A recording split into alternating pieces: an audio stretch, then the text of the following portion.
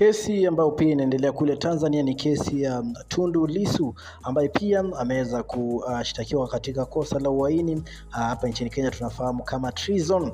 Kesi ambayo pia imekuwa tu ikiendelea kule Tanzania tu baada tu ya wanaharakati wa Kenya kuweza kufukuzwa kule Tanzania, na pia hapa Kenya tunatumia jina kufinywa. Baada tu ya kufinywa na kuweza kurudishwa hapa nchini Kenya,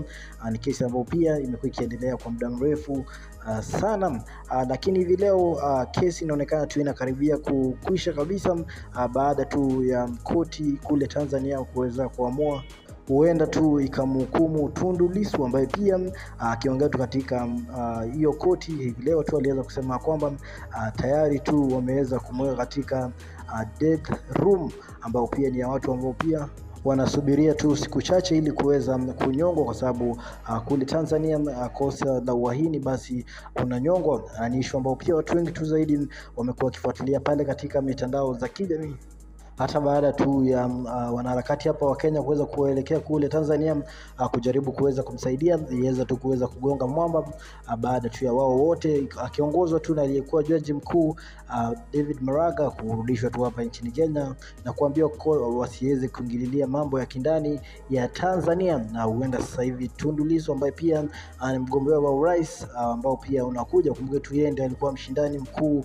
wa Samia Suluhu Hassan, na labda tu hiyo ndio inaweza kufanya kwamba ameweza kamatwa na kuweza kushtakiwa. Kumbuka si mara ya kwanza Tundu Lissu kuweza kusumbuana na serikali ya Tanzania. Tulikuwa tunakumbuka vizuri wakati wa Magufuli aliweza kutoroka Tanzania, wakati ambao pia walikuwa wanashindana na uchaguzi, baada tu ya kuweza kudai ya kwamba aliponea sana Tundu kuweza kuuliwa, wakati ambao pia walikuwa wanashindana na Magufuli aliweza kutoroka hiyo nchi yake na kuelekea katika nchi za nje, na baada tu ya Magufuli kuweza kufariki, Tundu Lissu aliweza kurudi tena kule Tanzania akisema tu ya kwamba atakuwa amerudi kumtoa Samia Suluhu Hassan, kwa sababu Samia aliweza kusema hana ubaya na yeye kabisa, hana shida na yeye kuweza kushindana na yeye, kwa sababu kuna wakati fulani pia Samia Suluhu aliweza kumuona Tundu Lissu hospitali, kitu ambacho pia kiliweza kuwaguza Watanzania wengi wakisema tu ya kwamba ni rais ambaye pia ana utu na ni mtu ambaye pia hana shida na wapinzani wake. Lakini tu siku chache aliweza kumgeuka Tundu Lissu na kuweza kumshtaki katika kosa la uhaini ama treason, na ni issue ambao pia watu wengi tu zaidi wanafollow pale katika mitandao za kijamii. Na pia kumbuke tu serikali ya Marekani imeweza kumuonya Samia Suluhu kuendelea kumzuia alafu huyu ni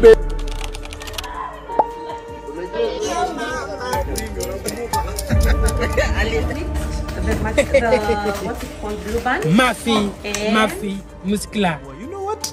Yeah, this is it.